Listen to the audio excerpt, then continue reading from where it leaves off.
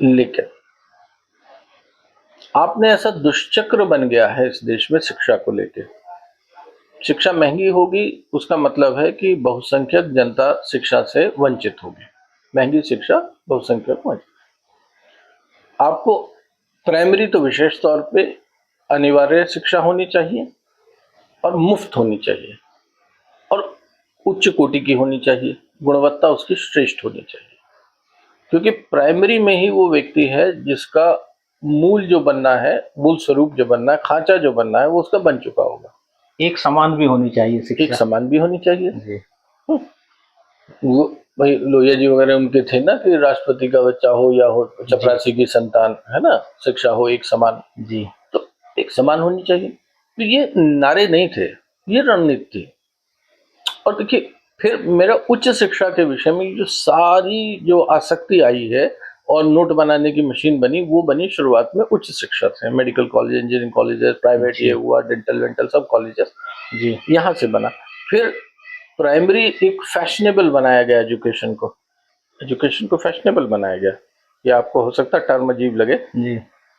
वो बच्चा उन्हें फलाने स्कूल में चाहिए, उसकी शिक्षा अच्छी हो या ना हो, अफोर्डेबिलिटी हो या ना हो, वो ये नहीं देख रहे हैं कि शिक्षा अच्छी है या नहीं है, वो ये देख रहे हैं कि ब्रांडिंग के हिसाब से चलने लगे, ब्रांडेड कपड़े, ब्रांडिंग ये, ब्रांडेड खाना।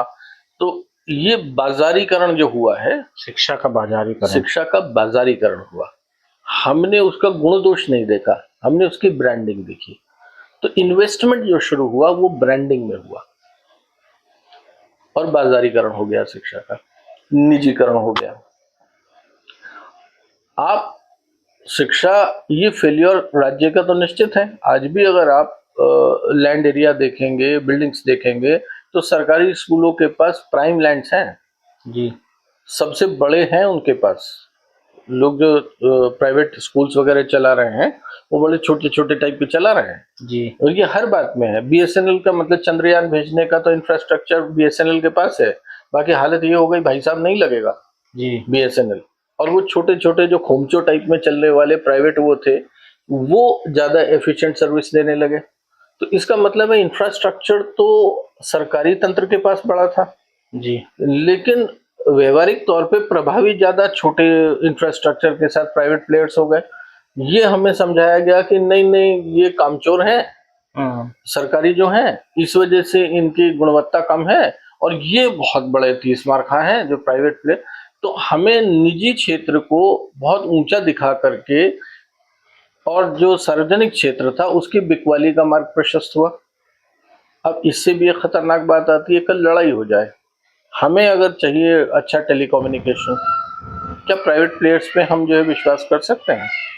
और क्या दुर्गम इलाकों में वो करना चाहेंगे नौकरी अगर आवश्यकता पड़ी तो? चाहे वो टेलीकॉम हो, चाहे हेल्थ हो, जो भी सेक्टर्स हैं।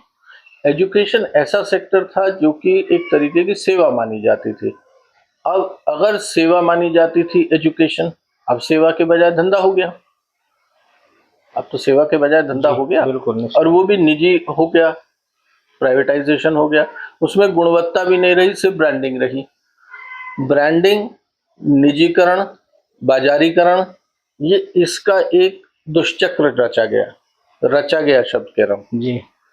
और आदमी को आपने नागरिक के बजाय एक कंज्यूमर के रूप में देखा, उपभोक्ता के रूप में देखा। तो एक उपभोक्ता संस्कृति सिर्फ आपने सामानों के लिए नहीं विकसित डेवलप की, हर चीज के लिए करी।